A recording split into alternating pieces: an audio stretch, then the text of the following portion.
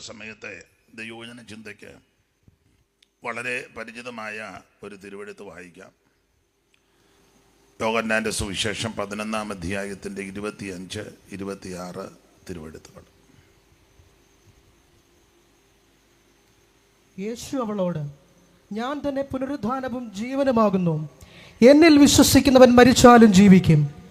ജീവിച്ചിരുന്ന എന്നിൽ വിശ്വസിക്കുന്നവൻ ആരും ഒരു നാളും മരിക്കയില്ല. ഇത് നീ വിശ്വസിക്കുന്നുവോ എന്ന് പറഞ്ഞു. ഒരു വാക്കൂടെ പ്രാർത്ഥിക്കാം. പരിശുദ്ധ പിതാവേ, നല്ല രാത്രി സമയത്തിനായിട്ട് സ്തോത്രം. കൂടപ്പെട്ടിരിക്കുന്ന എല്ലാവരെയും ആശീർവദിക്കണം. സന്നിധി ബോധം നൽകണം. തിരുവചനം ധ്യാനിപ്പാൻ ഇന്ന് രാത്രിയിൽ വിശേഷ കൃപ നൽകണം. പ്രിയപുത്രനെ ഞങ്ങളെ കൂടി മഹത്വപ്പെടുത്തണമേ.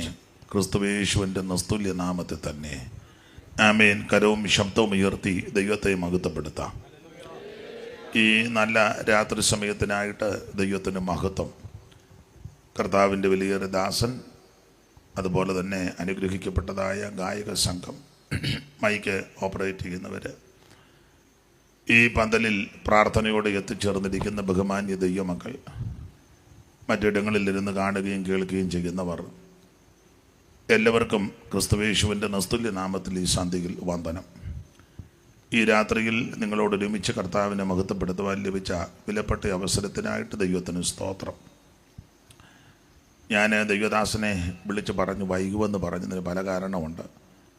ഒന്ന്, ഈ ദിവസങ്ങളിൽ നിരന്തരമായ യാത്രയും ഉറക്കളപ്പും ചിലയിടങ്ങളിൽ മൈക്കൊന്നും നന്നായിട്ട് വർക്ക് ചെയ്യാത്തത് കൊണ്ട് തൊണ്ടയ്ക്ക് പ്രയാസമായത്, ശബ്ദം അടഞ്ഞു.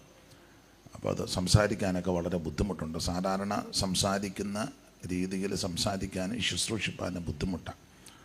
അപ്പോൾ ഞാനതുകൊണ്ട് പറഞ്ഞു വേറെ ആരെയും ഒന്ന് ക്രമപ്പെടുത്തിയാൽ നല്ലതായിരിക്കുമെന്ന്. അപ്പോൾ എന്നോട് പറഞ്ഞു അങ്ങനല്ല, ഇവിടെ വന്നേ ഒക്കുവുള്ളെന്ന് പറഞ്ഞു. തൊണ്ടയ്ക്ക് അതിൻ്റെതായ ബുദ്ധിമുട്ടുണ്ട്. അതുകൊണ്ട് പാട്ട് പാടാനും സാധാരണ നിലയിൽ ശുശ്രൂഷിക്കുന്ന രീതി ഇന്ന് പറ്റുമെന്ന് തോന്നുന്നില്ല. അല്പസമയങ്ങൾ നമുക്ക് ദൈവവചനത്തിൽ നിന്ന് ചിന്തിക്കാം. കൂടപ്പെട്ടിരിക്കുന്ന എല്ലാവരെയും ദൈവം അനുഗ്രഹിക്കട്ടെ.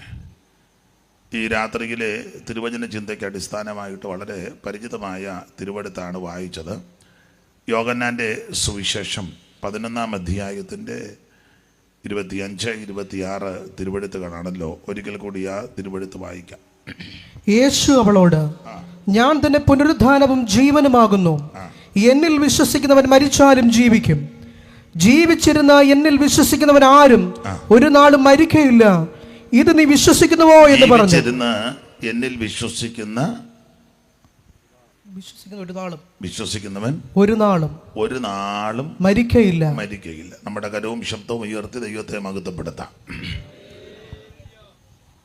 യോഹന്നാൻ്റെ സുവിശേഷം 11-ാം അധ്യായത്തിൻ്റെ 25, 26 തിരുവെഴുത്തുകളാണ്.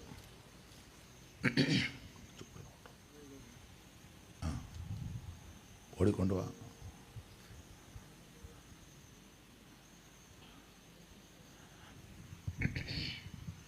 ഒന്നുകൂടെ വായിച്ചു, അല്ലേ പരുവക്കേടാകും. യേശു അവളോട്, ഞാൻ തന്നെ പുനരുദ്ധാനവും ജീവനുമാകുന്നു. യേശു അവളോട്, ഞാൻ തന്നെ പുനരുദ്ധാനവും ജീവനുമാകുന്നു. എന്നിൽ വിശ്വസിക്കുന്നവൻ മരിച്ചാലും ജീവിക്കും. ഒരിക്കൽ കൂടി കരമുയർത്തി ദൈവത്തെ മഹത്വപ്പെടുത്തിയാട്ടെ. ഒരു പഴയ പാട്ട് നിങ്ങളോട് ചേർന്ന് പാടതായിരിക്കും. പരദേവനഗോ നമുക്ക് പരിത്രാണനത്തിൽ മരണത്തിനൊഴിമുഖർത്തനാമഖില ശക്തനിൻ തിരുകരത്തിലുണ്ട്.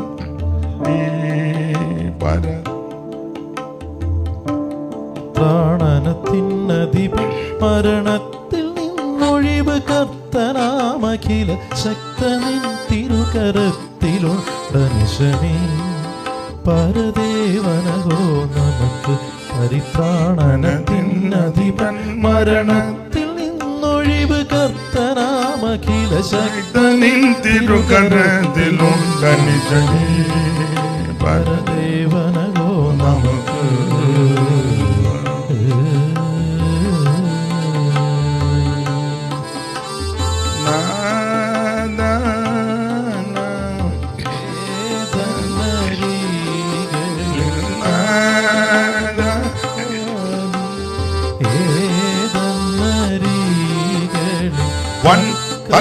തകർക്കും പിഴച്ചു നടക്കും അവന്റെ മുടികൾ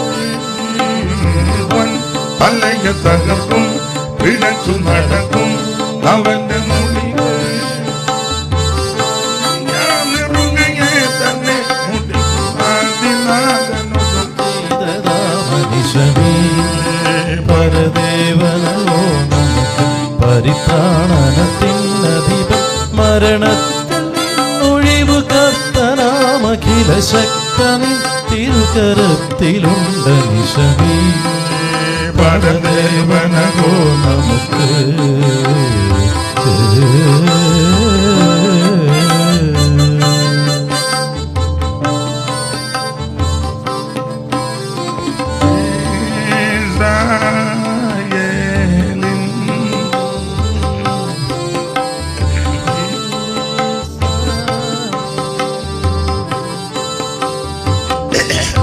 പാടാൻ ബുദ്ധിമുട്ടുണ്ട്. അതുകൊണ്ട്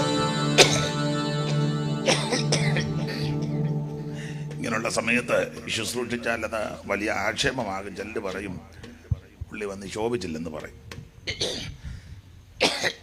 തന്നെയല്ല, ഒരു അന്തരീക്ഷമില്ല. അതുകൊണ്ടാണ് ഞാൻ വേറെ ആരെങ്കിലും ഒന്ന് ക്രമപ്പെടുത്തെന്ന് പറഞ്ഞത്. അല്പസമയങ്ങൾ ദൈവോന്നതി എന്ന് ചിന്തിക്കാം. വായിച്ച തിരുവെടുത്ത് ഒരിക്കൽ കൂടെ വായിച്ചാൽ. യേശു അവളോട്, ഞാൻ തന്നെ പുനരുദ്ധാനവും ജീവനുമാകുന്നു. എന്നിൽ വിശ്വസിക്കുന്നവൻ മരിച്ചാലും ജീവിക്കും. ജീവിച്ചിരുന്ന് എന്നിൽ വിശ്വസിക്കുന്നവൻ ആരും ഒരു നാളും മരിക്കയില്ല. ഇത് നീ ജീവിച്ചിരുന്ന് എന്നിൽ വിശ്വസിക്കുന്നവനാരും ഒരു നാളും മരിക്കത്തില്ല.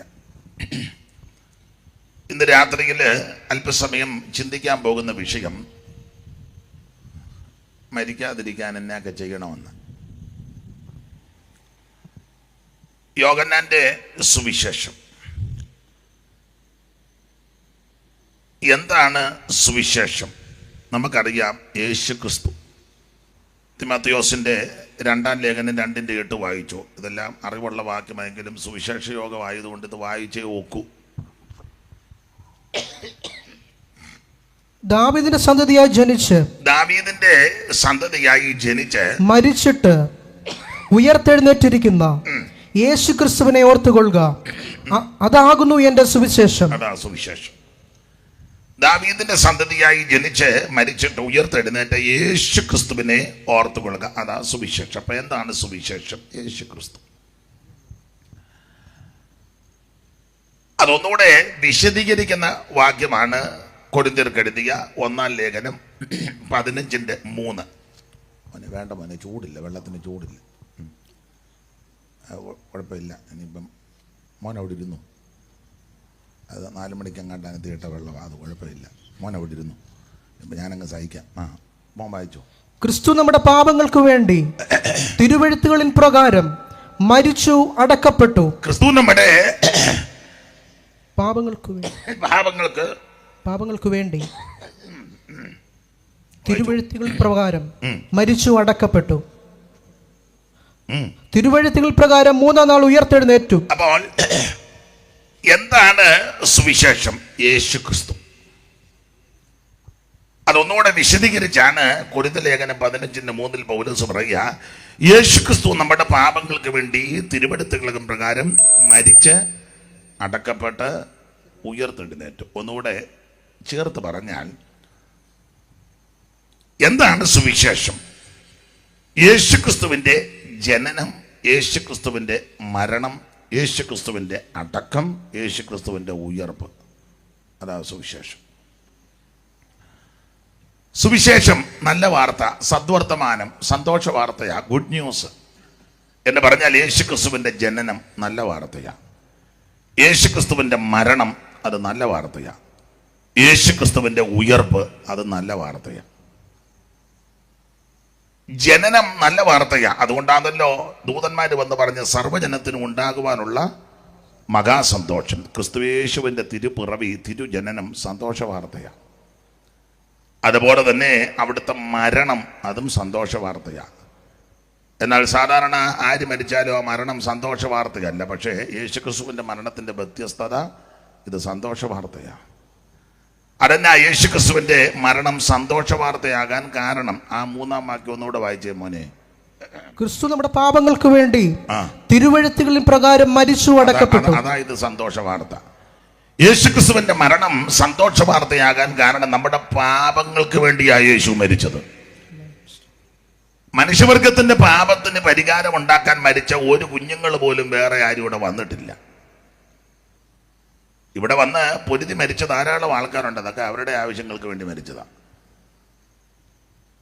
രാജ്യം വെട്ടിപ്പിടിച്ചവരും ആൾക്കാരെ കൊന്നു ഒടുക്കിയവരും അതൊക്കെ അവർക്ക് സിംഹാസനം സ്ഥാപിക്കാനും അവരുടെ കാര്യം നടക്കാനും അവരുടെ കുടുംബത്തിൻ്റെ കാര്യങ്ങളും ഒക്കെ നടക്കാനാ അവരെ ഈ ചത്തതും എടുത്തതുമൊക്കെ. എന്നാൽ യേശു അതിനല്ല മരിച്ചത്. സകല മനുഷ്യൻ്റെയും പാപത്തിന് പരിഹാരം വരുത്താൻ. ഇന്ന് രാത്രി ഇവിടെ കൂടപ്പെട്ടവർ, ശബ്ദപരിധികൾ കേൾക്കുന്നവർ, ആമേ ദൂരത്തിൽ നിന്ന് വീക്ഷിക്കുന്നവർ, സകല മനുഷ്യൻ്റെയും പാപത്തിന് പരിഹാരം വരുത്താനാ യേശു മരിച്ചത്. അതുകൊണ്ടാണ് ഈ മരണം സന്തോഷ വാർത്ത. തന്നെയല്ല, യേശു ക്രിസ്തു ഈ ഭൂമിയിലേക്ക് വന്നത് മരിക്കാൻ തന്നെ. കർത്താവ് കൂടെ കൂടെ പറയുമായിരുന്നില്ല, ഞാൻ മരിക്കാൻ പോവാന്ന്, മനുഷ്യപുത്രൻ ക്രൂശിക്കപ്പെടും, മനുഷ്യപുത്രനെ കൊല്ലും, കൂടെ കൂടെ പറയുമായിരുന്നു. നമുക്ക് ഇങ്ങനെ മരിക്കുന്ന കാര്യം കൂടെ കൂടെ പറയുന്നത് ഇഷ്ടമല്ല.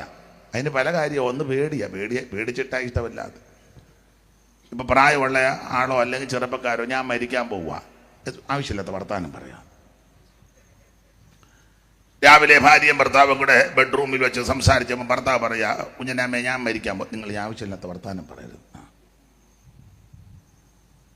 എന്നാൽ യേശു അങ്ങനല്ല, കൂടെ കൂടെ പറയും മരിക്കാൻ പോവുക, മനുഷ്യപുത്രൻ ക്രൂശിക്കപ്പെടും, മനുഷ്യപുത്രനെ കൊല്ലും.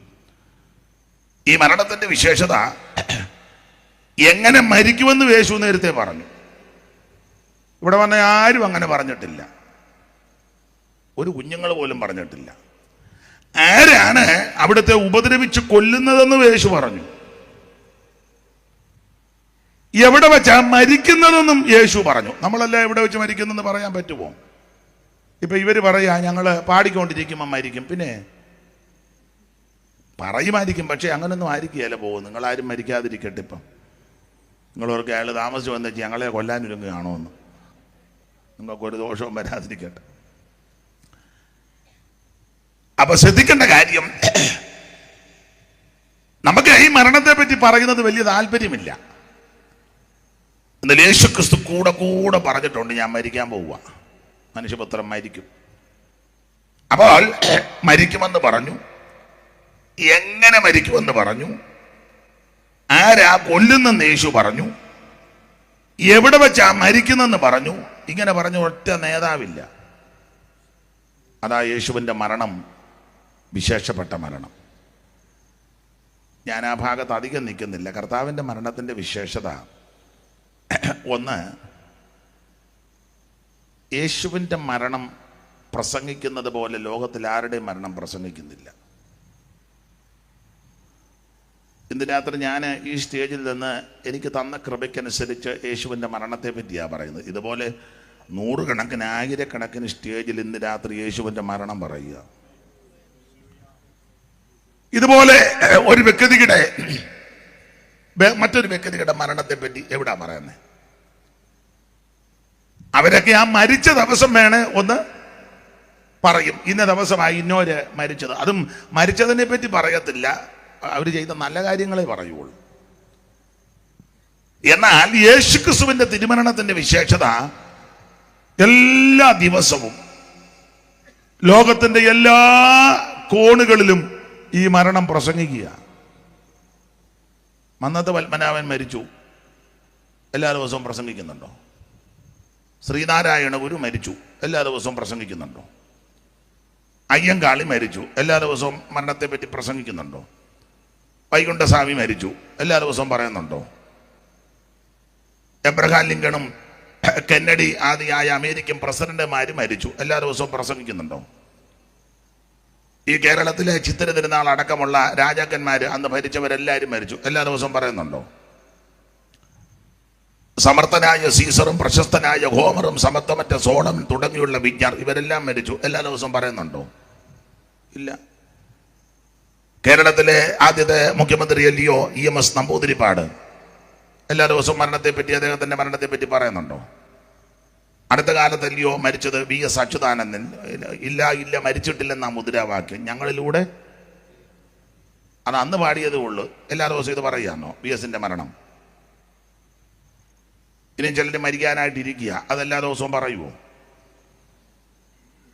പെട്ടെന്ന് മരിച്ചാൽ കൊള്ളാന്ന് ആഗ്രഹിക്കുന്ന ചില ആൾക്കാരും ഉണ്ട്. ആരാ എന്തുവാണെന്ന് ഇപ്പം ഞാൻ പറയുന്നില്ല. അപ്പൊ ഇവരുടെ എല്ലാം മരണത്തെ പറ്റി എല്ലാ ദിവസവും പറയുന്നില്ല. എന്നാൽ യേശുക്രിസ്തുവിന്റെ മരണത്തിന്റെ വിശേഷത എല്ലാ ദിവസവും ഈ മരണം പ്രസംഗിക്കുക അല്ലേ? എന്താ പറ്റി? സൗണ്ട് കുഴപ്പമില്ല. എന്തിനാ അവിടെ വന്നിരിക്കുന്നത്? ഇങ്ങോട്ട് കയറുന്നോ? വേണം ഇങ്ങോട്ട് കയറിക്കോ.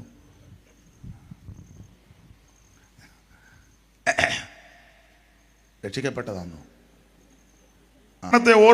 ഓർപ്പിക്കുക. പെന്തിക്കോസുകാരിൽ എല്ലാവരും ഒന്നുമില്ലെങ്കിലും മിക്കവരും എല്ലാ ആഴ്ചയിലും അങ്ങോട്ട് ഹോളിലോട്ട് ചെല്ലുമ്പോൾ അവിടെ ഒരുക്കി വച്ചിരിക്കുന്ന തിരുമേശ മരണത്തെ ഓർപ്പിക്കുക. അതെ, എല്ലാ ആഴ്ചയിലും വന്നോ? എൻ്റെ അനുഭവത്തിൽ നിന്ന് പറയാ, എല്ലാ ദിവസവും ഇത് ഓർത്തോണ്ടിരിക്കുക. മരണം കൊണ്ടൻ വന്നാര പാടാൻ വയ്യ. എൻ്റെ അടുത്ത് നിങ്ങൾ ഏറ്റു പാടുവന്നോ? അടുത്ത് ഞങ്ങളും പരുവക്കേടായി. മരണം കൊണ്ടൻ്റെ വന്നാരം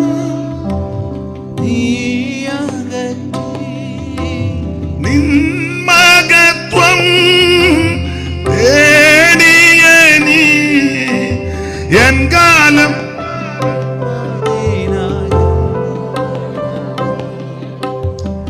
കാലം കഴിപ്പാൻ കൃപ. അവര് പാട്ടറിയാൻ മേലാഞ്ഞിട്ടോ പാടാൻ കഴിവില്ലാഞ്ഞിട്ടല്ല, ഞാൻ പാടുന്ന പിച്ചിൽ അവർ കൊക്കുകയല്ല, അതുകൊണ്ടാണ്. അല്ല, അവർ പാട്ട് മോശമായിട്ടല്ല. നിങ്ങൾ ചിന്തിക്കരുത് ഓ അവർ പാട്ടുകാർ ഗുണമില്ലായിരുന്നു, അവർ നന്നായിട്ട് പാടുന്നവരാ. പിച്ചെന്നല്ലേ പറയുന്നത്? പിച്ചിൻ്റെ കാര്യമല്ല പറഞ്ഞ, വേറെ അവർക്കറിയാം. അപ്പൊ യേശുക്രിസ്തുവിന്റെ മരണം അത്രയ്ക്ക് ശ്രേഷ്ഠമാണ്. ഈ മരണം പ്രസംഗിക്കുന്നത് പോലെ വേറെ ആരുടെ മരണത്തെ പ്രസംഗിക്കുന്നില്ല. ഈ മരണത്തെ ഓർക്കുന്നത് പോലെ വേറെ ആരുടെ മരണത്തെ ഓർക്കുന്നില്ല.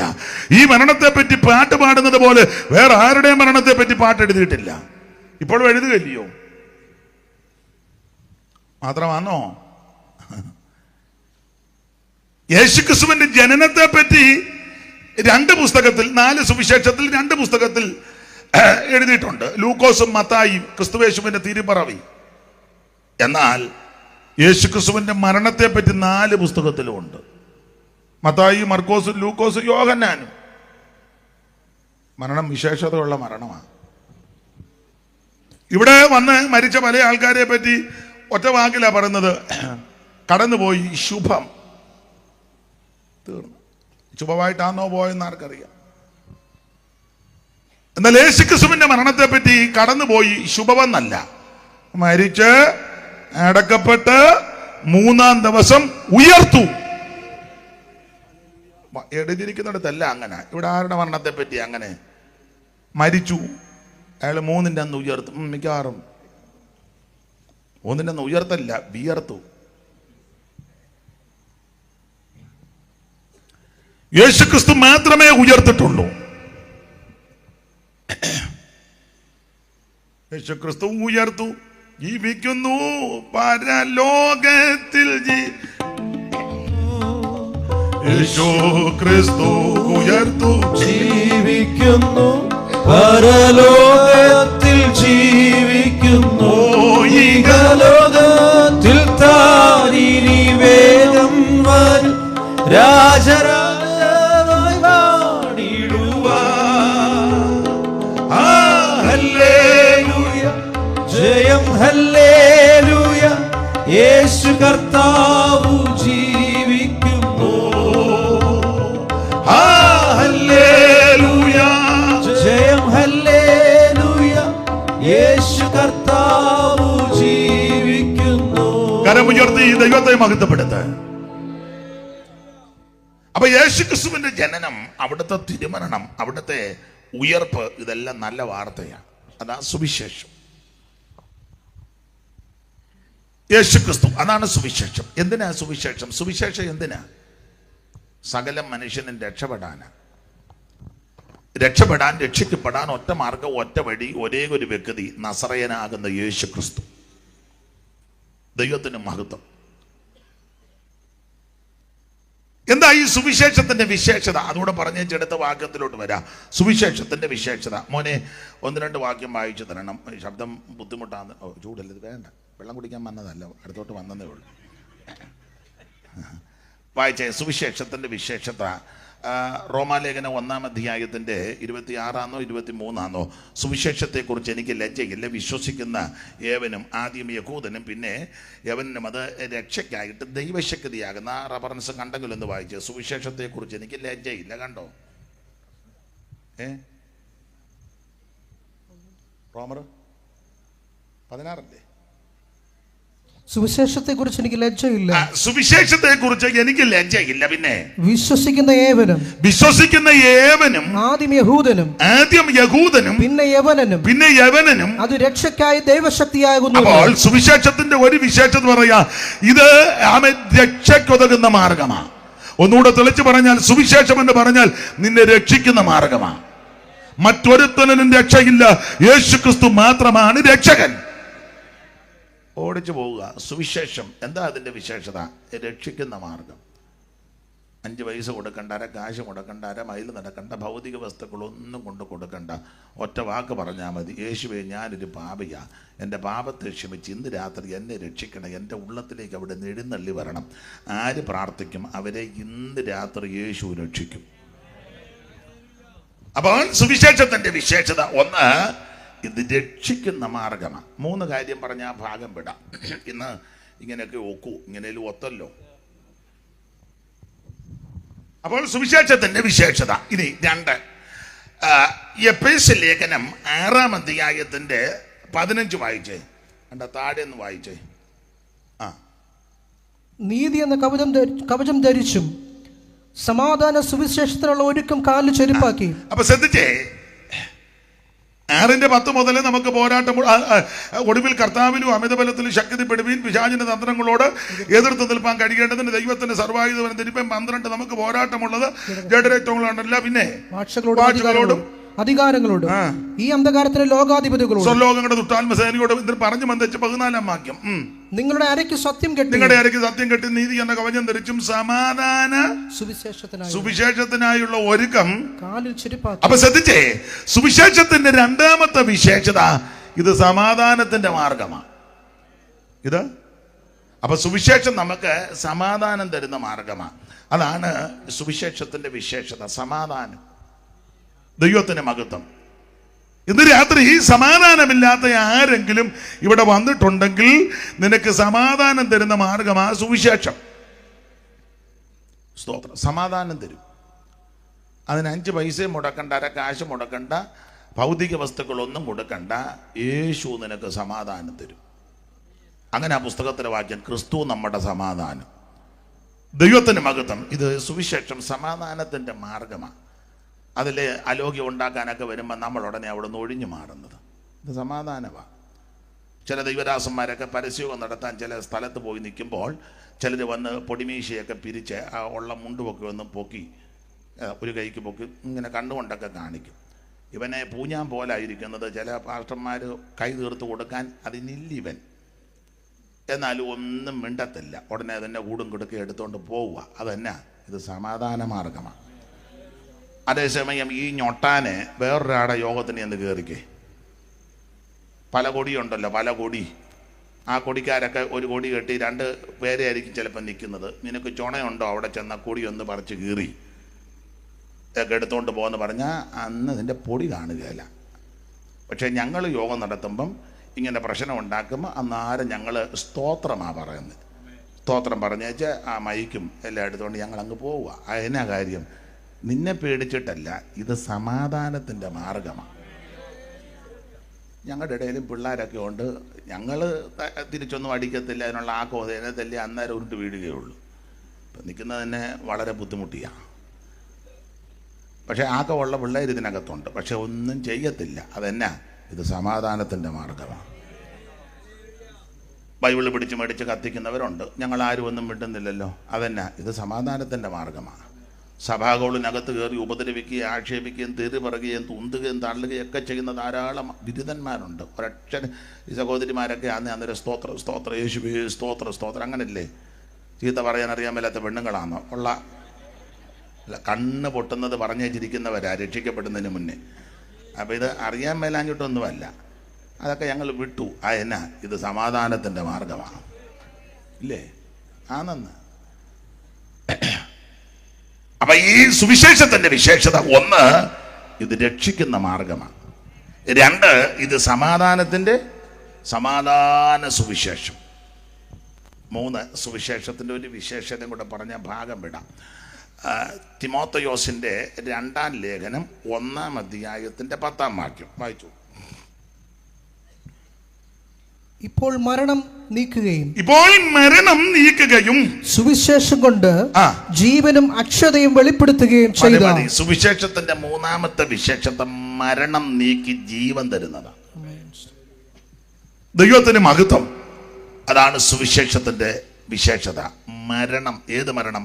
നിത്യമരണം. ഒന്നുകൂടെ തെളിച്ചു പറഞ്ഞാൽ, നിത്യമരണത്തിൽ നിന്ന് നിന്നെ രക്ഷിക്കുന്ന മാർഗമാണ് സുവിശേഷം. ആ നിത്യമരണം വേദപുസ്തകത്തിൽ അതിന് 2-ാം മരണം എന്നൊക്കെ പ്രയോഗമുണ്ട്. ചാകാത്ത മുഴുവൻ കെടാത്ത തീയും ഗന്ധക തീപ്പൊയ്ക എന്നൊക്കെയാണ് കൊടുത്തേക്കുന്നത്. ആ നിത്യമരണത്തിൽ നിന്ന് രക്ഷപ്പെടുത്താനുള്ള മാർഗമാണ് സുവിശേഷം.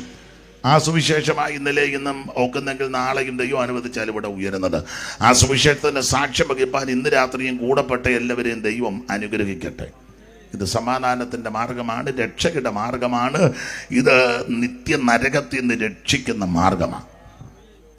അത് അങ്ങനെയുള്ള ആ സുവിശേഷ പുസ്തകത്തിലെ യോഹന്നാന്റെ സുവിശേഷം 11-ാം അധ്യായത്തിന്റെ 25-26 തിരുവെടുത്താ വായിച്ചത്. മോനെ ഒന്നുകൂടെ വായിച്ചു. യേശു അവളോട്, ഞാൻ തന്നെ പുനരുത്ഥാനവും ജീവനുമാകുന്നു. യേശു അവളോട്, ഞാൻ തന്നെ പുനരുത്ഥാനവും ജീവനുമാകുന്നു. പിന്നെ എന്നിൽ വിശ്വസിക്കുന്നവൻ മരിച്ചാലും ജീവിക്കും.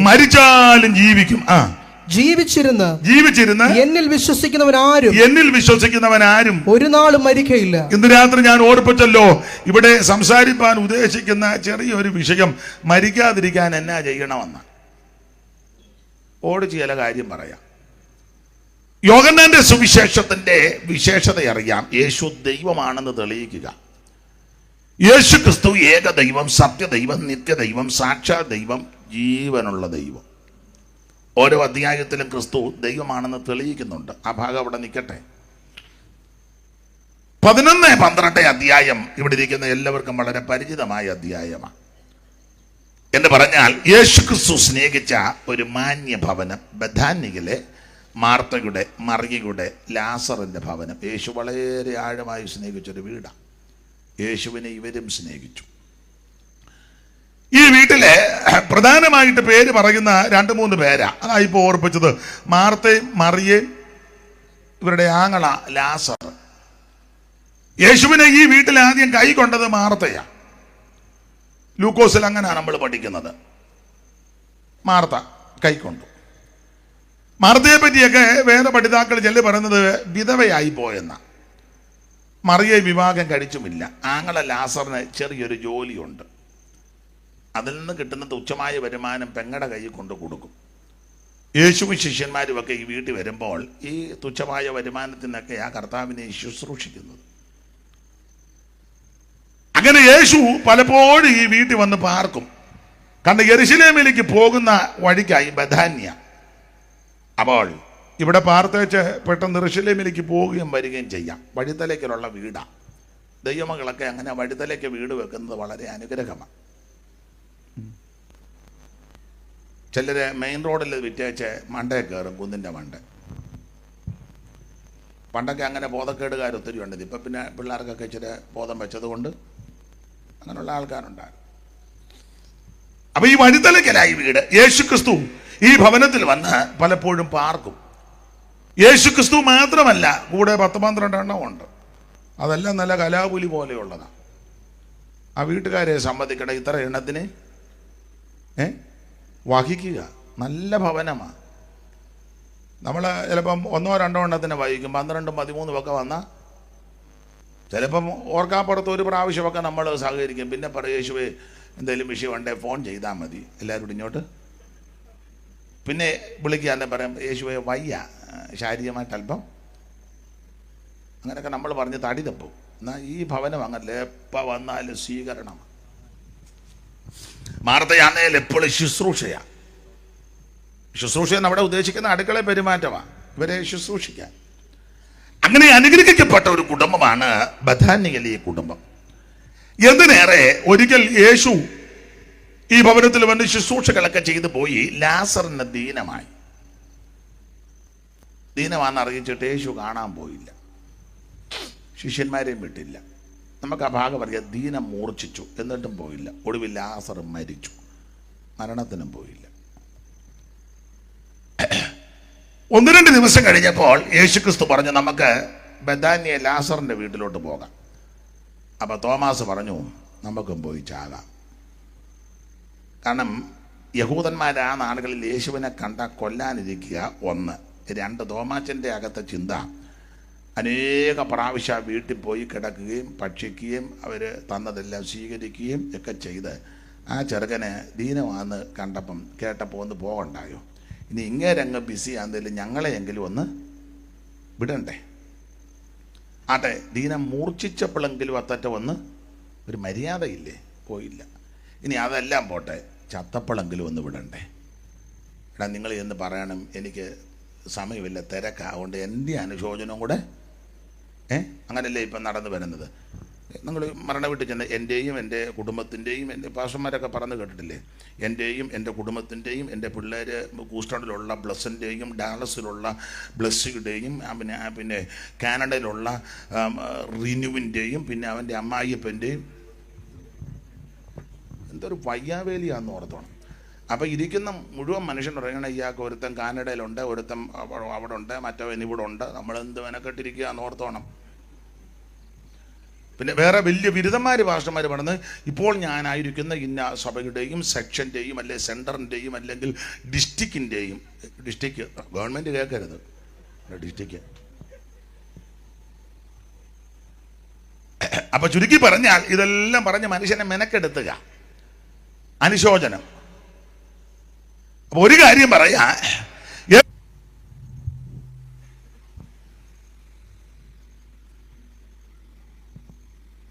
ഇവിടെ അങ്ങനെ അടങ്ങിയിരിക്കും.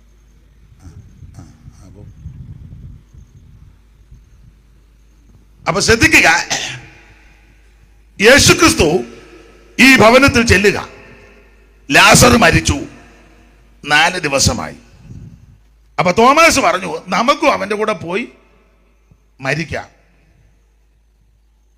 യേശു ആ വീട്ടിൽ ചെന്നപ്പോൾ മാർത്ത വന്നു പറയുന്ന ഭാഗമാ, കർത്താവേ, നീ ഇവിടെ ഉണ്ടായിരുന്നെങ്കിൽ എൻ്റെ സഹോദരൻ മരിക്കത്തില്ല. അപ്പൊ യേശു ക്രിസ്തു മാർത്തയോട് പറയുന്ന ഭാഗമാ കുറുവാക്യം വായിച്ച്. ഇനി 25, 26 ഒന്നുകൂടെ വായിച്ചാട്ടെ. യേശു അവളോട്, യേശു മാർത്തയോട്, ഞാൻ തന്നെ പുനരുത്ഥാനവും ജീവനുമാകുന്നു, ഞാൻ തന്നെ പുനരുത്ഥാനവും ജീവനുമാകുന്നു. പിന്നെ എന്നിൽ വിശ്വസിക്കുന്നവൻ മരിച്ചാലും ജീവിക്കും.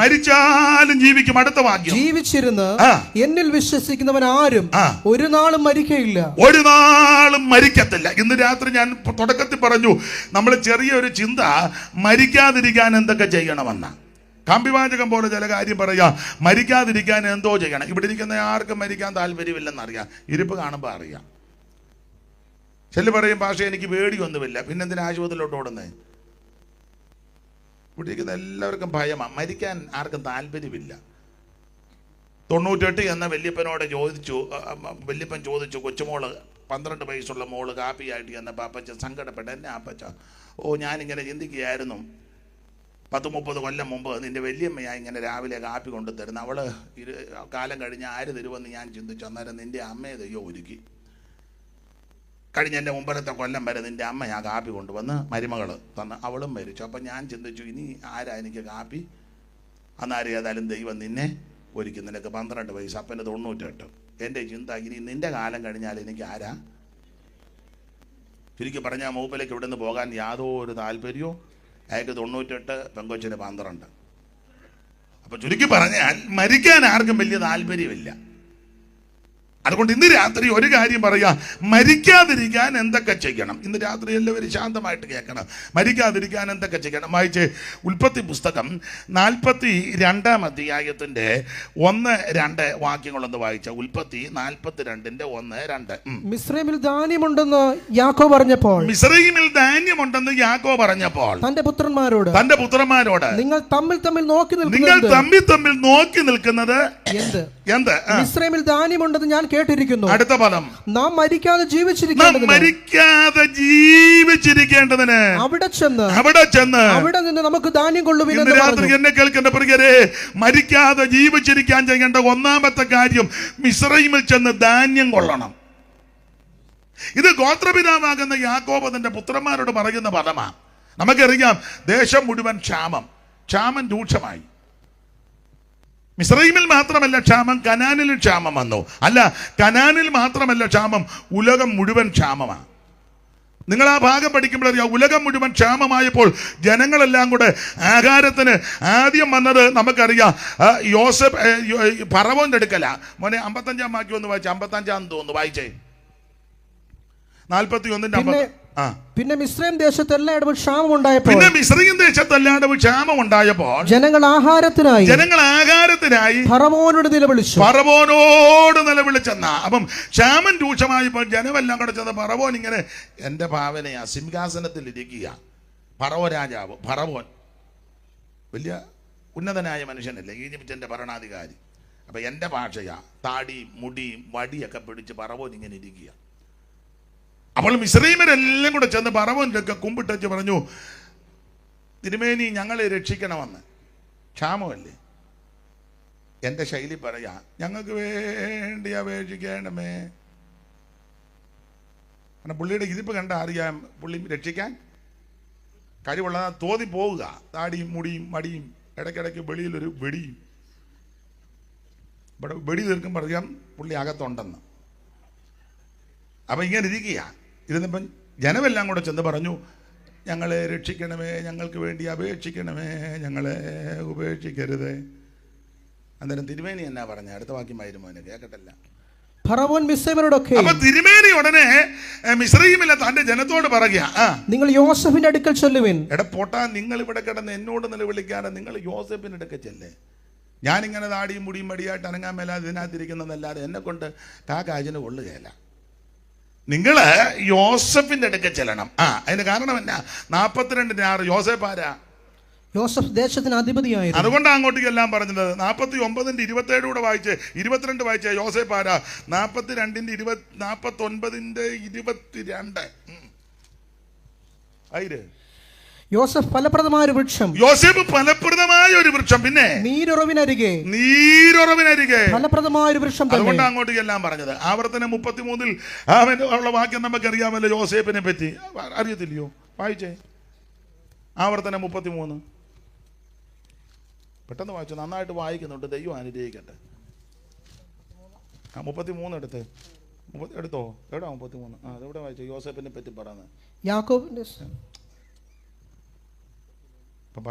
യോസഫിനെ കുറിച്ച് അവൻ പറഞ്ഞത്. ആകാശത്തിലെ വിശിഷ്ട വസ്തുവായ മഞ്ഞുകൊണ്ടും താഴെ കിടക്കുന്ന അഗാധ ജലം കൊണ്ടും പ്രതിമാസിക ചന്ദ്രനാൽ വിശിഷ്ട ഫലം കൊണ്ടും പുരാതന പർവ്വതങ്ങളുടെ ശ്രേഷ്ഠ സാധനങ്ങൾ കൊണ്ടും പിന്നെ ശാശ്വത ശൈലങ്ങളുടെ വിശിഷ്ട വസ്തുക്കൾ കൊണ്ടും ഭൂമിയിലെ വിശേഷ വസ്തുക്കളുടെ സമൃദ്ധിയും കൊണ്ടും അതിന്റെ സമൃദ്ധി കൊണ്ടും അവന്റെ ദേശം യഹോവയാൽ അനുഗ്രഹിക്കപ്പെടുമാറാകട്ടെ. പിന്നെ അടുത്തത് മുൾപ്പടർപ്പിൽ വസിച്ചവന്റെ പ്രസാദം. എല്ലാ ഭാഗവും ഞാൻ എടുക്കുന്നില്ല, അതുകൊണ്ടാണ് അങ്ങോട്ട് എല്ലാം പറഞ്ഞ്. യോസേഫ് വട്ട് കളിച്ചിരിക്കുകയല്ല. അവൻ ഉന്നതനും ശ്രേഷ്ഠനും മഹിമയുള്ളവനുമാ, ദേശത്തിന് അധിപതിയാ. മുൾപ്പടർപ്പിൽ വസിച്ചവന്റെ പ്രസാദം അവന്റെ ശിരസിന്മേലിരിക്കുക. അതുകൊണ്ട് അങ്ങോട്ട് എല്ലാം പറഞ്ഞു. യോസേഫ് ഫലപ്രദമായ വൃക്ഷമാണ്. അതുകൊണ്ടാണ് പറഞ്ഞ അങ്ങോട്ട് എല്ലാം. നിങ്ങൾ ചുമ്മാ എൻ്റെ ഇടയ്ക്ക് വന്ന് രക്ഷിക്കണേ, ഉപേക്ഷിക്കരുത്. ഞാനിങ്ങനെ വടിയും മുടിയും താടിയായിട്ട് ആരെങ്കിലും വന്ന് എന്നെ പിടിച്ചാ നിങ്ങൾക്കൊന്നും അറിയാനും മേല. എന്നൊക്കെ ആ കാശിന്റെ ഉള്ളു വില കറിയാച്ചാ. രക്ഷിക്കാൻ കഴിവുള്ളവൻ അപ്പുറമുണ്ട്. യോസേപ്പ്, നിങ്ങൾ അങ്ങോട്ടേക്കല്ലേ. ഇന്ന് രാത്രി നല്ല യോസേപ്പാകുന്ന യേശു ക്രിസ്തു, രക്ഷിക്കാൻ കഴിവുള്ളവൻ, വിടിവിക്കാൻ കഴിവുള്ളവൻ, നീക്കുപോക്ക് തരുവാൻ കഴിവുള്ളവൻ, ആരും കാണാൻ പറ്റാത്തവൻ, അദൃശ്യനായ ദൈവം ഇന്ന് രാത്രി നല്ല യോസേപ്പ് നമ്മുടെ നടുവിലുണ്ട്. ആട്ടെ, ഞാൻ അധികം വിവരിക്കുന്നില്ല. ക്ഷാമം കഠിനപ്പെട്ടു. അപ്പൊ അപ്പനാകുന്ന യാക്കോബ് തന്റെ പിള്ളേരോട് പറയുക, നിങ്ങളിങ്ങനെ തമ്മിൽ നോക്കി നിൽക്കുന്നത് എന്ത്? മിസ്രയീമിൽ ധാന്യമുണ്ടെന്ന് ഞാൻ കേട്ടിരിക്കുന്നു. എന്നിട്ട് അടുത്ത പദമാ, നാം മരിക്കാതെ ജീവിച്ചിരിക്കേണ്ടതിന് അവിടെ ചെന്ന് അവിടെ നിന്ന് നമുക്ക് ധാന്യം കൊള്ളും എന്ന് പറഞ്ഞാൽ ഇന്ന് രാത്രി മരിക്കാതിരിക്കാൻ ഒന്നാമത്തെ കാര്യം മിസ്രയീമിൽ ചെന്ന് ധാന്യം കൊള്ളണം. അതന്നെ, മിസ്രയീമിൽ ചെന്ന് ധാന്യം കൊള്ളണമെന്ന് പറയാൻ കാര്യം അതിന്റെ ഒരു ആത്മീക വശം പറയുക. എല്ലാ ഭാഗവും എടുക്കുന്നില്ല. വെളിപ്പാട് 11:8 വായിച്ചേ. വെളിപ്പാട് 11:8 അങ്ങനെ പറയാൻ കാര്യം. മിസ്രയീമിൽ ചെന്ന് ധാന്യം കൊള്ളണമെന്ന് പറയാൻ കാര്യം വെളിപ്പാട് 11:8. നമുക്കറിയാം, വേദപുസ്തകം പഠിക്കുന്നവർക്ക് വെളിപ്പാട് 11 സാക്ഷികളെ പറ്റിയാ. അത് വിവാദ അധ്യായമെങ്കിലും 2 സാക്ഷികൾ വായിച്ചേ. അവരുടെ കർത്താവ് ക്രൂശിക്കപ്പെട്ടതും. ആ 2 സാക്ഷികളെ പറ്റി പരാമർശിക്കുക. അവരുടെ കർത്താവ് ക്രൂശിക്കപ്പെട്ടതും ആത്മീകമായി സോദോമെന്നും മിസ്രയീമെന്നും പേരുള്ളതുമായ മഹാനഗരത്തിന്റെ വീതിയിൽ അവരുടെ ശവം കിടക്കും. 2 സാക്ഷികൾ വന്ന് ശുശ്രൂഷ തികച്ചവരും മരിക്കും. അവരുടെ ശവം ലോകം മുഴുവൻ കാണും. എന്നിട്ട് അവരെ പറ്റി പരാമർശിക്കുക. അവരുടെ കർത്താവ് ക്രൂശിക്കപ്പെട്ടതും ആത്മീകമായി സോദോമെന്നും മിസ്രയീമെന്നും പേരുള്ള മഹാനഗരം. അതിലൊരു പറവെടുത്ത്, ആത്മീകമായി മിസ്രയീം എന്ന് പേരുള്ള മഹാനഗരം. ആ നഗരത്തിന്റെ ഒരു പ്രകൃതി അവരുടെ കർത്താവ് ക്രൂശിക്കപ്പെട്ട സ്ഥലമാണ്. അപ്പൊ ആത്മീകമായി മിസ്രയീം എന്ന് പറഞ്ഞാൽ അവരുടെ കർത്താവ് ക്രൂശിക്കപ്പെട്ട സ്ഥലം. അങ്ങനെയെങ്കിൽ മിസ്രയീമിൽ ചെന്ന് ധാന്യം കൊള്ളാൻ പറഞ്ഞതിന്റെ ഒരർത്ഥം, ക്രൂശിന്റെ ചുവട്ടിൽ വന്ന് യേശുവിനെ രക്ഷിതാവായി സ്വീകരിക്കണം.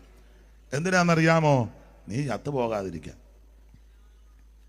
നിത്യമരണത്തിൽ തീപ്പൊയ്ക്കകത്ത് വീഴാതിരിക്കാൻ, പെട്ടുപോകാതിരിക്കാൻ. ഇന്ന് രാത്രി സകലരോടും അറിയിപ്പാനുള്ള സന്ദേശം, ക്രൂശിന്റെ ചുവട്ടിൽ വന്ന് യേശുവിനെ രക്ഷിതാവായി സ്വീകരിക്കണം. മറ്റൊരുത്തനും രക്ഷയില്ല, യേശു ക്രിസ്തു മാത്രം രക്ഷകൻ. ഇന്ന് രാത്രി അതാ ഇവിടെ പറയുന്നത്. 5 പൈസ കൊടുക്കണ്ട, കാശ് മുടക്കണ്ട, മൈൽ നടക്കണ്ട, ഭൗതിക വസ്തുക്കൾ ഒന്നും കൊടുക്കണ്ട.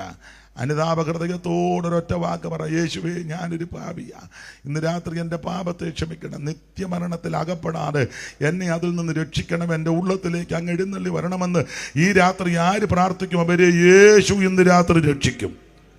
Price the Lord. അപ്പോൾ നമ്മുടെ വിഷയം, മരിച്ചു പോകാതിരിക്കാൻ എന്ത് ചെയ്യണം? 1, മിസ്രയീമിൽ ചെന്ന് ധാന്യം കൊള്ളണം എന്ന് പറഞ്ഞാൽ ക്രൂശിന്റെ ചുവട്ടിൽ വന്ന് യേശുവിനെ രക്ഷിതാവായി സ്വീകരിക്കണം. അങ്ങനെ സ്വീകരിച്ചാൽ നീ മരിക്കുകയില്ല. 2, മരിക്കാതിരിക്കാൻ എന്തോ ചെയ്യണം?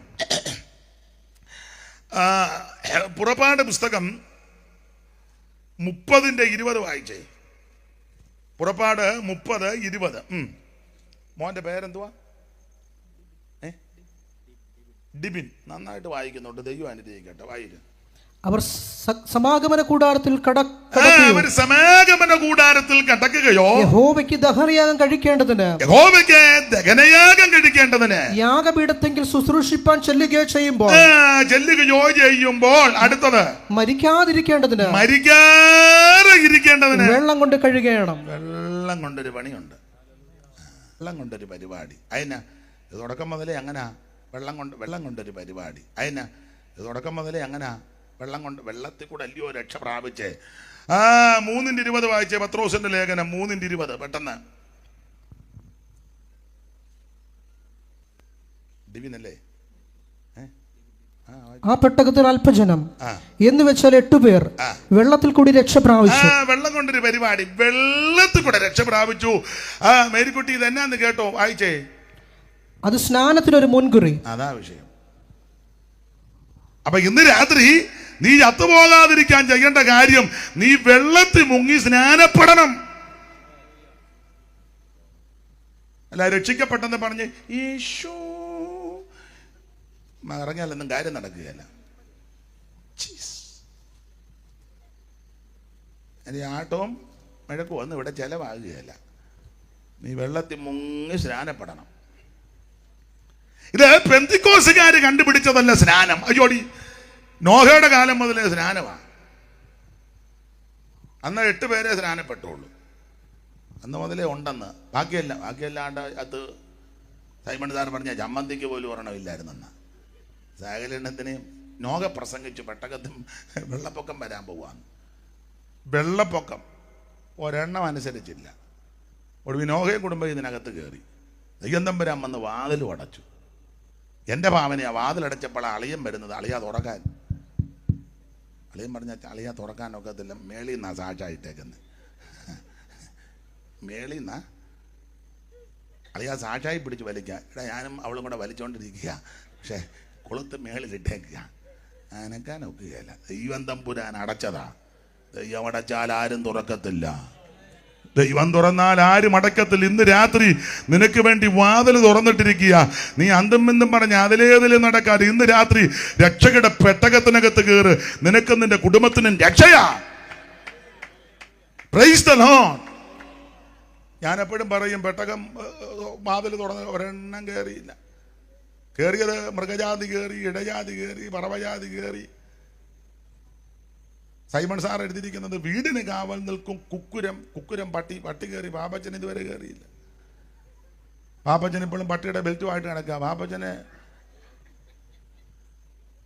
പെട്ടകത്തിനകത്തേ എന്നാലും മറ്റേ എന്തോ പുതിയ പട്ടികളുണ്ടല്ലോ, എന്നെ അതിൻ്റെ പേരൊക്കെ എന്താ ലാബോ, ബാബുവിൻ്റെ പട്ടി ലാബാ. അപ്പം ബാബുവിൻ്റെ പട്ടി ചാടി പെട്ടകത്തിനകത്ത് കയറി. ബാബു ഇപ്പോഴും ഇത് എന്തുവാ ബെൽറ്റുമായിട്ട് നടക്കുക. അതിൻ്റെ പട്ടി അകത്തെന്ന് പറഞ്ഞാൽ ബാബു ഇങ്ങോട്ട് വരാൻ. അന്നേരം അവൻ പിന്നെ അവിടെ നിന്ന് പറയുക, ഞങ്ങൾ പകലോ മറ്റോ ആന്ന്. ഇവിടെ പൊട്ടാ വെള്ളം കുടിച്ച് നീ എല്ലാം ചാകും. പട്ടി പിന്നെയും പറയാം ബാബു വരാൻ. ഇതിനകത്ത് മൃഗജാതി, ഇടജാതിയും പറവജാതിയും എല്ലാം ഇതിനകത്ത് കയറി. വീടിന് കാവൽ നിൽക്കും കുക്കുരം, മാർജരങ്ങൾ. പൂച്ച ഇതിനകത്ത് കയറി. പൂച്ച വെള്ളത്തിൽ ബ്ലസ് ചെയ്ത് വരെ കയറിയില്ല. ബ്ലസ് ഇപ്പോഴും കണ്ണുമൊക്കെ എടുത്ത് പിരിയുമൊക്കെ വടിച്ച് ലിപ്റ്റിക്കൊക്കെ ഇട്ട് കൈയില്ലാത്തൊരു എന്തുവാ വസ്ത്രമൊക്കെ ഇട്ട് അവളിങ്ങനെ തത്തി അടക്കുക.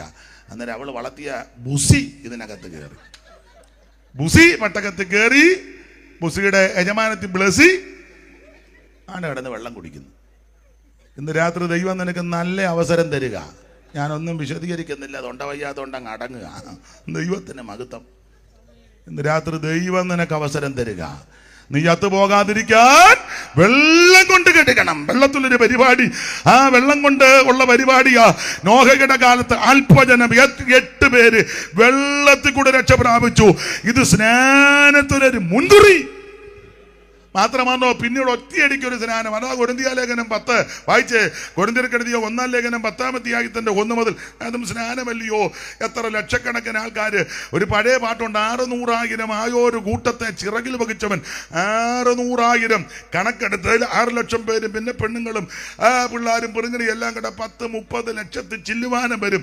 സകല എണ്ണം കൂടെ സ്നാനപ്പെട്ട് വായിരുമോനെ 10-1 മുതൽ. സഹോദരന്മാരെ, നമ്മുടെ പിതാക്കന്മാരെല്ലാവരും നമ്മുടെ പിതാക്കന്മാരെല്ലാവരും മേഘത്തിൻ കീഴിൽ ആയിരുന്നു. എല്ലാവരും സമുദ്രത്തൂടെ കടന്ന് എല്ലാവരും മേഘത്തിലും സമുദ്രത്തിലും സ്നാനമേറ്റു. മതി അകലെ എണ്ണോ സ്നാനപ്പെട്ടിക്കര കയറി. അപ്പൊ സ്നാനം പെന്തിക്കോസുകാർ കൊണ്ടുവന്നതല്ല, ഇത് പണ്ട് മുതലേ ഉള്ളതാ. എന്തിനാ സ്നാനമോ? ജഡത്തിന്റെ അടുക്ക് കളയാനല്ല, ദൈവത്തോട് നല്ല മനസാക്ഷിക്കുക. യേശുക്രിസ്തുവിൻ്റെ മരണ അടക്ക പുനരുത്ഥാനത്തോട് ഏകീഭവിക്കുന്നതാ സ്നാനം. ഇത് ദൈവത്തിൻ്റെ നീതിയാ, ദൈവത്തിൻ്റെ കൽപ്പനയാ. യേശു മാതൃകയും കാണിച്ചു തന്നു. പിന്നെ എന്തിനാ നീ അറച്ചും മടിച്ചും നിൽക്കുന്നേ? ഇന്ന് രാത്രി സ്നാനപ്പെടണം. എങ്ങനെയാ സ്നാനം? വെള്ളത്തിൽ മുങ്ങണം. അത് പിതാവിൻ്റെയും പുത്രൻ്റെയും പരിശുദ്ധാത്മാവിൻ്റെയും നാമത്തിൽ മുഴുകൽ സ്നാനം. പ്രായമുള്ളവരെ മുക്കാനും പ്രമാണമില്ല, പിള്ളേരെ മുക്കാനും പ്രമാണമില്ല. ഒറ്റ പ്രമാണം, വിശ്വസിക്കുന്നവരെ. വിശ്വസിക്കുകയും സ്നാനമേൽക്കുകയും ചെയ്യുന്നവൻ രക്ഷിക്കപ്പെടും. അതുകൊണ്ട് ഇന്ന് രാത്രി മരിച്ചു പോകാതിരിക്കാൻ 2 വെള്ളത്തിൽ മുങ്ങിയേ ഒക്കൂ. നിത്യമരണത്തിൽ നിന്ന് രക്ഷപ്പെടാം. ഞാൻ ദീർഘമാക്കുന്നില്ല. 9 മണിയായോ? ആയില്ല. ഏത് വാച്ചാ? 9, 10. അത് 9 ആണ്. അപ്പൊ ഇന്ന് രാത്രി ഓർപ്പിക്കട്ടെ, അത് ഞങ്ങളൊരു ധാരണ വന്നത് 8 മുതൽ 9 വരെ പ്രസംഗിക്കാൻ തൊണ്ടയ്ക്ക് പ്രയാസം ഉള്ളത് കൊണ്ട്. അപ്പം ഞാൻ ഇച്ചിരി താമസിച്ചാണ് വന്ന് അതിൻ്റെ തികയ്ക്കുക. ദൈവത്തിന് മഹത്വം. എന്നാ ഒരു സന്തോഷമില്ലാത്ത ഈ ഉപദേശം പറയുന്നതുകൊണ്ടാണോ? എന്തിനാ ഇതൊക്കെ പറയുന്നതായിരിക്കും. ഇതൊക്കെയാ പറയണ്ട.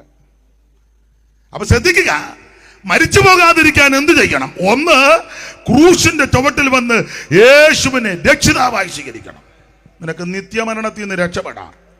2, നീ വെള്ളത്തിൽ മുങ്ങി പിതാവിൻ്റെയും പുത്രന്റെയും പരിശുദ്ധാത്മാവിൻ്റെയും നാമത്തിൽ സ്നാനപ്പെടണം. അങ്ങനെ സ്നാനപ്പെട്ടാൽ നിത്യമരണത്തിൽ നിനക്ക് രക്ഷപ്പെടാം.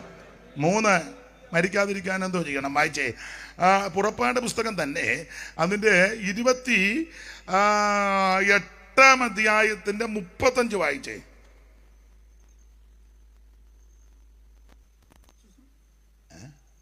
ശുശ്രൂഷ ചെയ്യുകയിൽ അഹരോൻ അത് ധരിക്കണം. ശുശ്രൂഷ ചെയ്യുകയിൽ അഹരോൻ അത് ധരിക്കണം. പിന്നെ യഹോവയുടെ മുമ്പാകെ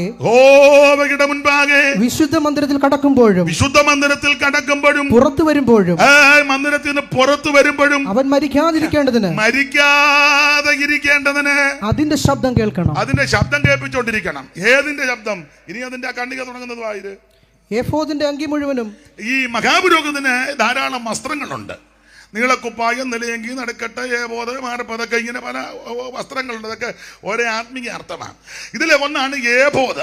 ഏബോധിന്റെ അങ്കി മുഴുവനും നീലനൂൽ കൊണ്ട് ഉണ്ടാക്കണം. നീല നൂല് കൊണ്ടുണ്ടാക്കണം. പിന്നെ അതിന്റെ നടുവിൽ തലകിടപ്പാൻ ഒരു ദ്വാരം ഉണ്ടാകണം. ദ്വാരത്തിന് നെയ്ത്തുപണിയായ ഒരു നാട ചുറ്റിലും വേണം. പിന്നെ അത് കീറിപ്പോകാതിരിക്കാൻ കവചത്തിന്റെ ദ്വാരം പോലെ അതിനുണ്ടായിരിക്കണം. പിന്നെ നീലനൂൽ, ധൂമ്രനൂല്, ചുവപ്പുനൂൽ, നീലനൂൽ, ധൂമ്രനൂലും ചുവപ്പും പിരിച്ചത പഞ്ഞിനൂലും. നീലനൂൽ, ധൂമ്രനൂലും ചുവപ്പും പിരിച്ചത പഞ്ഞിനൂലും. ഇത് പാടാൻ വയ്യ.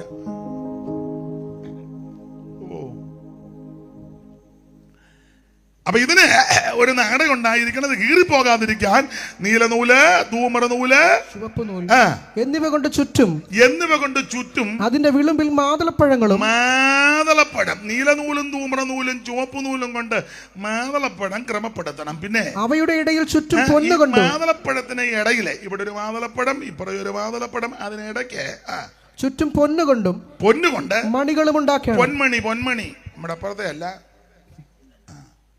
പൊന്നുകൊണ്ട് മണി. അപ്പൊ ഒരു മാതളപ്പഴം പൊന്മണി, ഒരു മാതളപ്പഴം പൊന്മണി, പിന്നെ ഒരു മാതളപ്പഴം ഒരു പൊന്മണി, പിന്നെ ഒരു മാതളപ്പഴം ഒരു. ഇതിന്റെ ചുറ്റിലും ഇങ്ങനെ ഉണ്ടായിരിക്കണം. ശുശ്രൂഷ ചെയ്യുകയിൽ അങ്കിയുടെ വിളുമ്പിൽ ചുറ്റും ഒരു പൊന്മണി, ഒരു മാതളപ്പഴം, ഒരു പൊന്മണി, ഒരു മാതളപ്പഴം, ഇങ്ങനെ വേണം. ശുശ്രൂഷ ചെയ്യൽ അഹരോൻ അത് ധരിക്കണം. ഇത് ധരിച്ചോണ്ട് വേണം ശുശ്രൂഷ ചെയ്യാൻ. അല്ല നിനക്ക് ഇഷ്ടപ്പെട്ട തുണി എടുത്തോണ്ട് വന്നൊന്നും ശുശ്രൂഷ ചെയ്യരുത്. ഇപ്പോഴത്തെ ഞാനൊന്നും പറയുന്നില്ല, വെറുതെ വന്നൊരു അലോക്യം ഉണ്ടാക്കുന്നത്. ഓരോരുത്തർ ശുശ്രൂഷയ്ക്കൊക്കെ വരുന്നത് കണ്ടാൽ നമ്മൾ ശുശ്രൂഷ തന്നെയാണോ?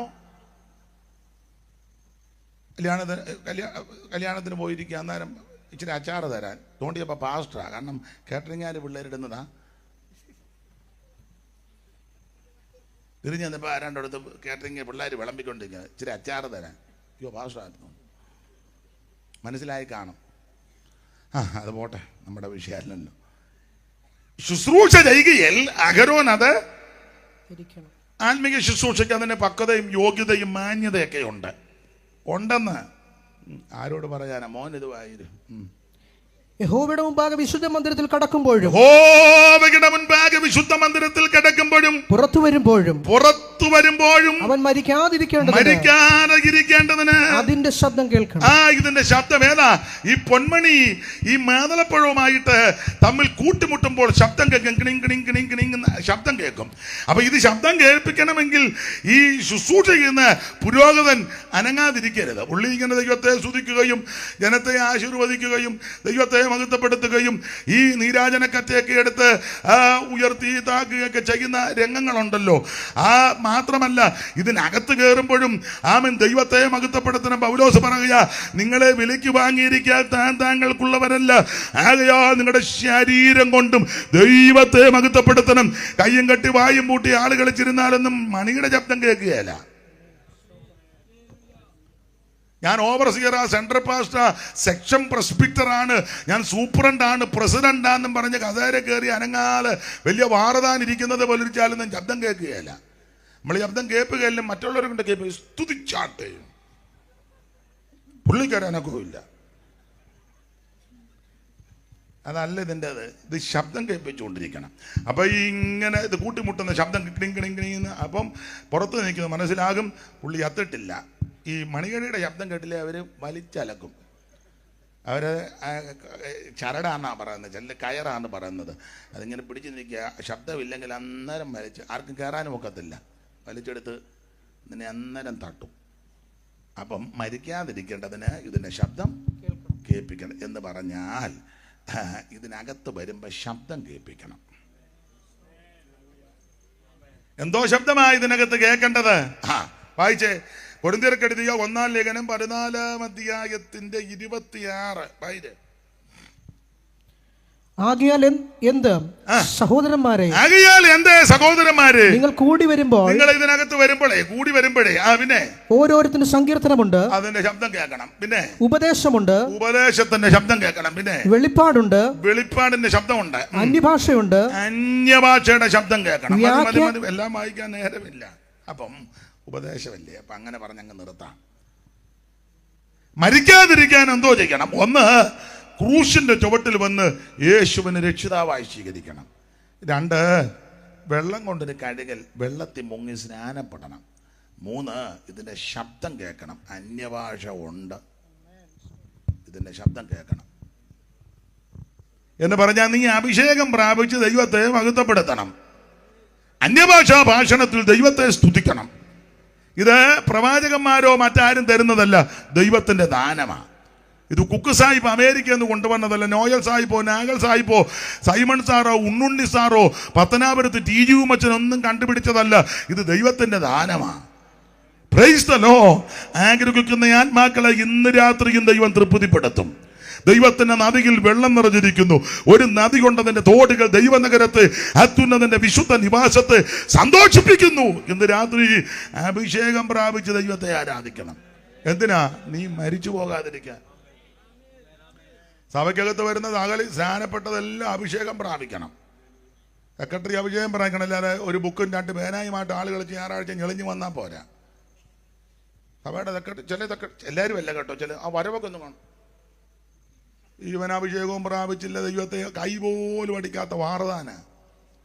എന്നിട്ട് അവൻ്റെ കഥേരെ കയറി കാലം വെച്ച് തള്ളവല്ല പറഞ്ഞ സെക്രട്ടറി. ഞാൻ ചിലർ ഇതാ സെക്രട്ടറി, ഞാൻ മൈൻഡ് ചെയ്യുകയല്ല. അഭിഷേകമൊക്കെ പ്രാപിച്ച ആളാന്നേ സന്തോഷമാണ്. അഭിഷേകമൊക്കെ പ്രാപിച്ച് ദൈവത്തെ ആരാധിക്കുന്ന ആത്മീയരുണ്ട്, അവരോട് ബഹുമാനമാണ്. അങ്ങനെയുള്ള സെക്രട്ടറിമാരെ വലിയ താല്പര്യവും ബഹുമാനമാണ്. നീ സെക്രട്ടറി ആനും പറഞ്ഞ് 10 കൊല്ലം ഇതിനകത്ത് കയറി പാമ്പി അടക്കോടി ഇരിക്കും പോലെ ഇരിക്കുക. എല്ലാവരും ആത്മാവിലാകുമ്പോൾ നീ അടുത്തണ്ട രാമൻ കാക്ക ഇരിക്കും പോലെ ഇരുന്ന് നീ ആന്നോ? എടാ, ഇതിനകത്തിരുന്ന് അഭിഷേകത്തിൽ നിറഞ്ഞ് ദൈവത്തെ ആരാധിക്കണം. എന്തിനാ? നീ മരിച്ചു പോകാതിരിക്കാൻ. അഭിഷേകം പ്രാപിക്കണം, ദൈവത്തിന് മഹത്വം. നിർത്തുക പോരെ.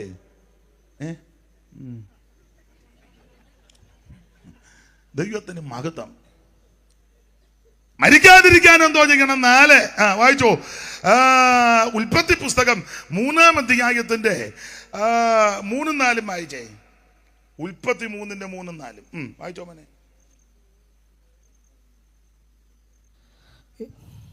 ഞങ്ങൾക്ക് തിന്നാം, എന്നാൽ നിങ്ങൾ അടുത്ത വാക്യം വായിച്ചു. എന്നാൽ നിങ്ങൾ മരിക്കാതിരിക്കേണ്ടതിന് തോട്ടത്തിന്റെ നടുവിലുള്ള വൃക്ഷത്തിന്റെ ഫലം തിന്നരുത്. മതി. മരിക്കാതിരിക്കേണ്ടതിന് തോട്ടത്തിന് നടുവിലുള്ള വൃക്ഷത്തിന്റെ ഫലം. ഇതല്ലേ അമ്മാമ്മയും പാമ്പും കൂടാ. അവരാന്നല്ലോ ഇപ്പം മിസ് കോള് വിട്ട് കളിക്കുന്നേ. ചായൻ്റെ കോളൊന്നും അമ്മാമ്മ എടുക്കുന്നേ. പാമ്പിന്റെ കോളിനോടാ താല്പര്യം. പാമ്പാന്ന് കണ്ടപ്പം ഈ നമ്പർ ഡിലീറ്റ് ചെയ്യണ്ടേ? ഇല്ല, അങ്ങനല്ലേ? കക്ഷി പാമ്പ. അന്നേരം ഒന്നും ഞാൻ പറയുന്നില്ല.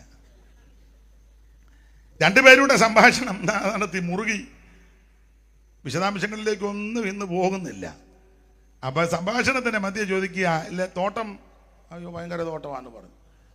ഇവനെ പാമ്പ് വന്ന് തള്ളയുമായിട്ട് വർത്താനം പറഞ്ഞ് ആദ്യം മിസ് കോൾ വിട്ട് ഹായ് വിട്ടു. പിന്നെ അമ്മാമ്മ അത് അങ്ങോട്ട് വിട്ടു. രണ്ടുപേരും ചങ്ങാത്തമായി, പിന്നെ അടുപ്പമായി. പിന്നെ പറഞ്ഞു പുള്ളി ഇല്ലാത്ത നേരത്ത് നീ ഇങ്ങോട്ടൊന്ന് വരണമെന്ന് പറഞ്ഞു. അയാളെ തോട്ടത്തിൽ തടവെടുക്കാനെങ്ങാണ്ട് പോയപ്പോൾ ഇവൻ കയറി വന്നു. രണ്ടുപേരുടെ സംഭാഷണം ആരംഭിച്ച് എന്തിനേറെ വൈതരണി നോക്കിക്കോണം. അപ്പം ഇവൻ വന്ന് ചോദിച്ചു, അല്ലേ എന്ത് ചെയ്യാന്ന് ചോദിച്ചു. എന്നാ പറഞ്ഞ് കാണിച്ചു കൊടുക്കുക പോയെന്ന് അങ്ങോട്ട്. അപ്പം ചോദിച്ചു, പുള്ളി വരാറുണ്ടോന്ന്. ആരാ? പുള്ളി വരാറുണ്ടോന്ന് ദൈവം. അപ്പം ഈ തള്ള പറഞ്ഞു, എന്നും വെയിലാറുമ്പം വരുമെന്ന് പറഞ്ഞു. ഉടനെ ചോദിച്ചു, കഴിക്കാൻ വല്ലതും ഉണ്ടോന്ന്. അയ്യോ എന്തോ പൊട്ടത്തരവാടാ, എന്തോ നല്ല തോട്ടമാ, ഏതൻ തോട്ടം. ആ തോട്ടത്തെ പറ്റിയൊക്കെ കൊടുത്തിരിക്കുന്ന പ്രയോഗമൊക്കെ നല്ല പ്രയോഗമാണ്. വേദവികാരത്തിൽ ചില പ്രയോഗമുണ്ട് തോട്ടത്തെ പറ്റി. ശ്രീവിളങ്ങുന്ന തോട്ടമെന്ന നന്ദനം ചൈത്രരഥം ഇത്യാദി പുരാണങ്ങൾ മണ്ടുന്ന മടികൂപ്പുന്ന സരിതാമ്പതിയുടെ നടുവിൽ വിളങ്ങുന്ന ഹരിത വർണ്ണമാം ആങ്ങല ദ്വീപ് പോലെ അരുണം തൻ്റെ കരണം തപിപ്പിക്കും മരുവിൻ നടുവില് ശ്യാമളോദ്യാനം പോലെ. അത്ര ഉദ്യാനമാണ്. പിന്നെ അതിനകത്ത് കേരവും ജംബീരവും ഈന്തലും കരിമ്പുളി വേരയും നാഗരംഗം മാകന്തം ആതുളങ്കം ആമ്രങ്ങൾ ആമ്രാതകം. അത്ര സുന്ദര സുലഭലമായ തോട്ടം. ആപ്പിളും പൈനാപ്പിളും ചെറിയും ഗൂസ്ബെറി നെല്ലിക്ക അതെല്ലാം ഈ തോട്ടത്തിലുണ്ട്. അത്രയ്ക്ക് തോട്ടമാണ്. വേറൊരു ഭാഗത്ത് എഴുതിയിരിക്കുന്നത്, താമരത്തണ്ടുകൊത്തി തിന്നുകൊണ്ടവിടത്തിൽ സോമസുന്ദരങ്ങളായ പക്ഷങ്ങളോടും പക്ഷികൾ വൃക്ഷജാകലിരുന്ന് ഉച്ചൈസ്തരമ ക്ഷീണമുദാരമാഗീതികൾ ഉയർക്കുന്നു, ശിക്ഷയിൽ പാടുന്നുണ്ട്. മാഗന്ധകിസലയം ഭക്ഷിച്ച് കണ്ട ശുദ്ധി വരുത്തി കളകണ്ഠം. അപ്പൊ അത്രയ്ക്ക് നല്ല തോട്ടമാണ്. വണ്ടുകൾ അങ്ങുമിങ്ങും ഝങ്കാരം ചെയ്തുകൊണ്ട്, വണ്ട് പൂക്കളൊക്കെ ഇഷ്ടം പോലെ ഉണ്ട്, പല വെറൈറ്റിയാണ്. അപ്പോൾ വണ്ട് ഈ മധു ഉണ്ണാൻ വേണ്ടി വണ്ടുകൾ അങ്ങുമിങ്ങും ഝങ്കാരം ചെയ്തുകൊണ്ട് തണ്ടാരിൻ മധു ഉണ്ട് മുരണ്ട് നടക്കുന്നു. ആ വണ്ടാരം കോഴിയോടും കൊക്കുകൾ ഇരണ്ടകൾ ഇണ്ടലെന്നിയേ തെണ്ടി തിന്നുന്നു തീൻപണ്ടങ്ങൾ. തോട്ടത്തെ നനയ്ക്കുവാൻ നദിയൊന്നുണ്ടായി ഏതൻ നാട്ടിലെന്നത് ഒഴുകി 4 ശാഖയായി. ആദ്യ ശാഖയ്ക്ക് ഭീഷോൻ കാഞ്ചന രത്നങ്ങൾക്കും കനികൾക്കും ഗുൽഗുലുവിനും കീർത്തിപ്പെട്ടുള്ള ഹവില്യാക്കിയ ദിക്കിനെ നനച്ചുകൊണ്ടൊഴുകുന്നു മഴകാലം. അത്ര നല്ല തോട്ടമാണ്.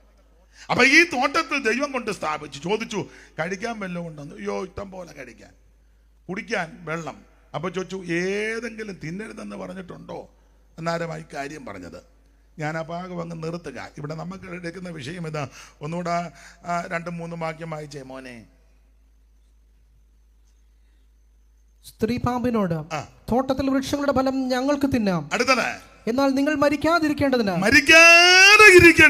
തോട്ടത്തിന് നടുവിലുള്ള വൃക്ഷത്തിന്റെ ഫലം തിന്നരുത്. അരുത്.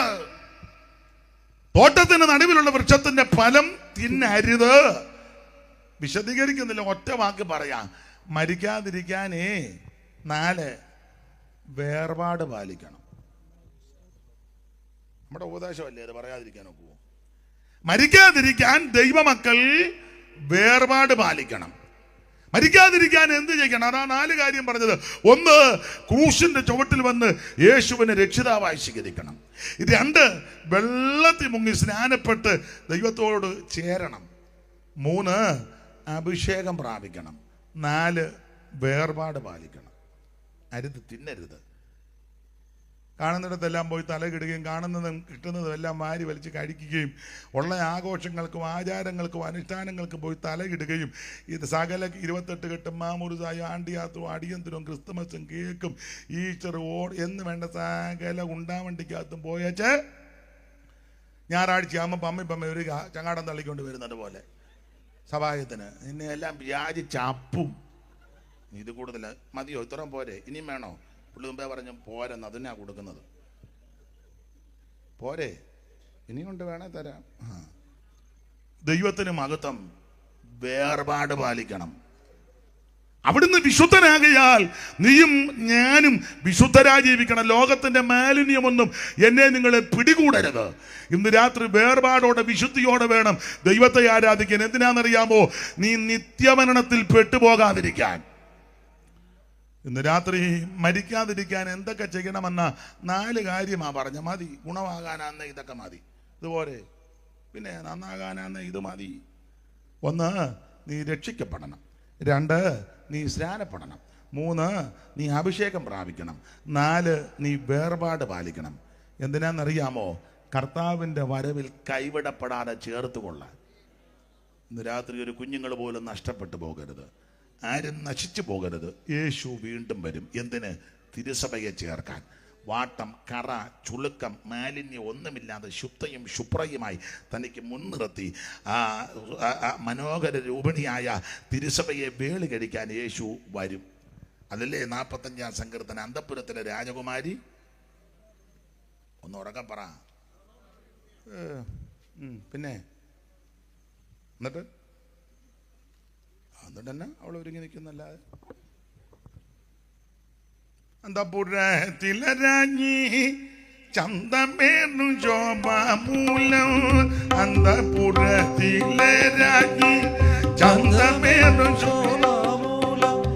എന്തു പരിപൂർണ്ണയാമിവളി അണിയും വസ്ത്രം പൊൻകസവ് കൊണ്ടു നെയ്തത്.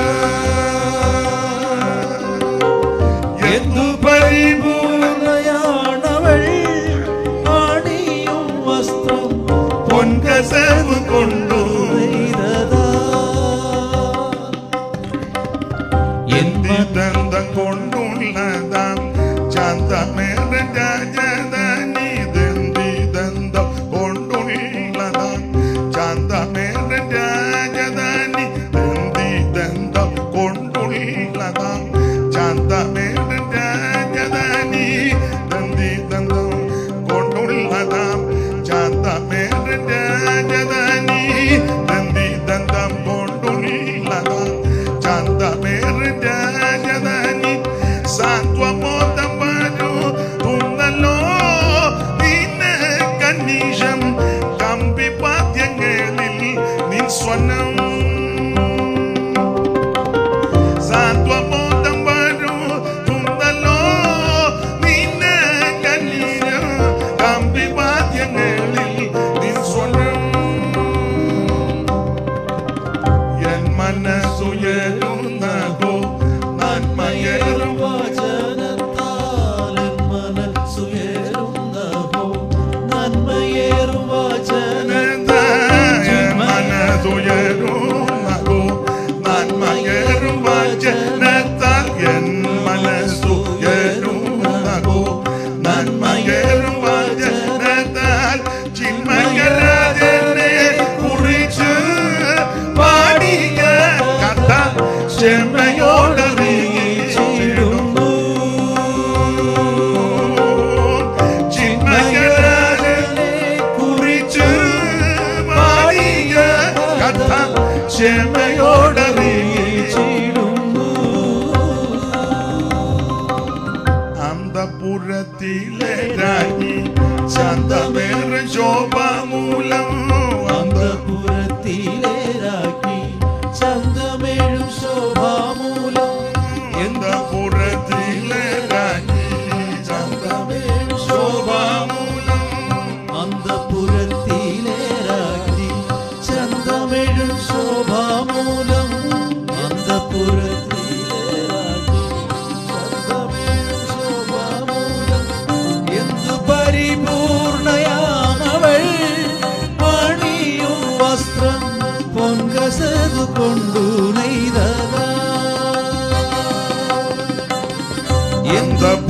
അന്തപുരത്തിലെ രാജ്ഞി ശാന്തമേറി ശോഭമൂലം അന്തപുരത്തിലെ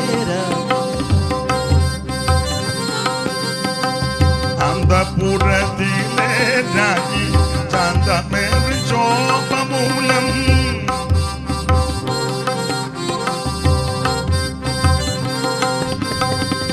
അന്തപുരത്തിലെ രാജ്ഞി ശാന്തമേറി ശോഭമൂലം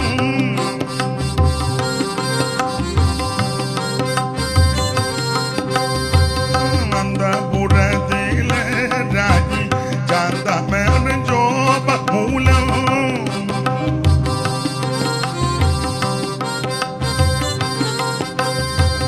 അന്തപുരത്തിലെ രാജ്ഞി ശാന്തമേറി ശോഭമൂലം എന്തു പരിപൂർണ്ണ ഞാനിവൻ അണിയും വസ്ത്രം പൊൻകസവു കൊണ്ടു നെയ്തത്.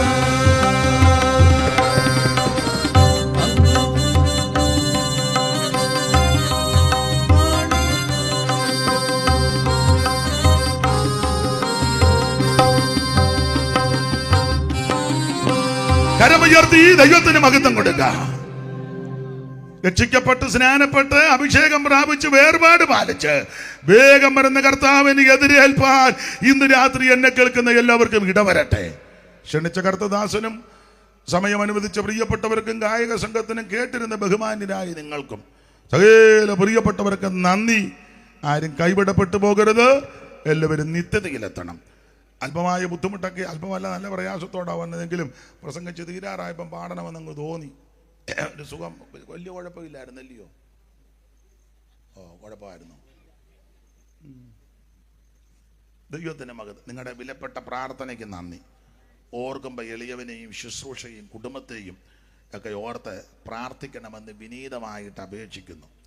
ഞാൻ നശിച്ചു പോകാൻ ആഗ്രഹിക്കുന്നവരുണ്ട്, ചത്തുപോകാൻ ആഗ്രഹിക്കുന്നവരും ഉണ്ട്. ഇപ്പോഴൊന്നും നടക്കുകയില്ല. എന്നെ സ്റ്റേജിൽ നിർത്തുകയില്ലെന്ന് പറയുന്നവരും ഉണ്ട് എന്ന് ഞാനിപ്പം വിശദീകരിക്കുന്നില്ല. ഒത്തിരി ആൾക്കാരുണ്ട്, എതിരാളികൾ ധാരാളം ഉണ്ട്. എനിക്കിതൊന്നും വിഷയമല്ല. ഞാൻ പണ്ട് പറഞ്ഞതുപോലെ ആന നടന്നു പോകുമ്പോൾ പട്ടി കുരയ്ക്കും. എനിക്കിതൊന്നും പട്ടി അവിടെ ആന അങ്ങ് പോവും. അപ്പം പട്ടി ഓരിയാനെന്ന് കണ്ടില്ല, ചന്ദ്രനെ കണ്ടുകൊണ്ട് ചന്ദ്രൻ ഇത് വല്ലതും വിഷയമാണോ? അപ്പം അങ്ങനെയുള്ള പ്രശ്നങ്ങളൊക്കെ ഉണ്ട്. നിങ്ങളുടെ പ്രാർത്ഥന ചോദിക്കുക. ദൈവത്തിൻ്റെ മഹാകൃപ കൊണ്ടും അനേക ദൈവമക്കളുടെ പ്രാർത്ഥന കൊണ്ടാണ് ഇന്ന് വരെ നിൽക്കുന്നത്. മേലിലും നിങ്ങളുടെ എല്ലാം വിലപ്പെട്ട പ്രാർത്ഥന ചോദിക്കുക. ഓർക്കുമ്പം എളിയവനെയും കുടുംബത്തെയും ശുശ്രൂഷകളെ ഓർത്ത് പ്രാർത്ഥിക്കണം. ദീർഘദൂരം യാത്രയും ഉറക്കോളപ്പും ഒക്കെ ഉണ്ട്. കഴിഞ്ഞ ദിവസമൊക്കെ എൻ്റെ വല്യമ്മച്ചി മരിച്ചു. അതുകൊണ്ട് അത് ഉറക്കോളപ്പ്, യാത്ര, ശുശ്രൂഷ ഒത്തിരി ബന്ധപ്പാടുണ്ടെങ്കിലും ദൈവമക്കളുടെ പ്രാർത്ഥന കോട്ടയാണ്. അല്പം വൈകിപ്പോയി, സദയ ക്ഷമിക്കുക. എങ്കിൽ ഇതുവരെ കേട്ടിരുന്നല്ലോ. ദൈവം നിങ്ങളെ എല്ലാവരെയും അനുഗ്രഹിക്കട്ടെ. കർത്താവ്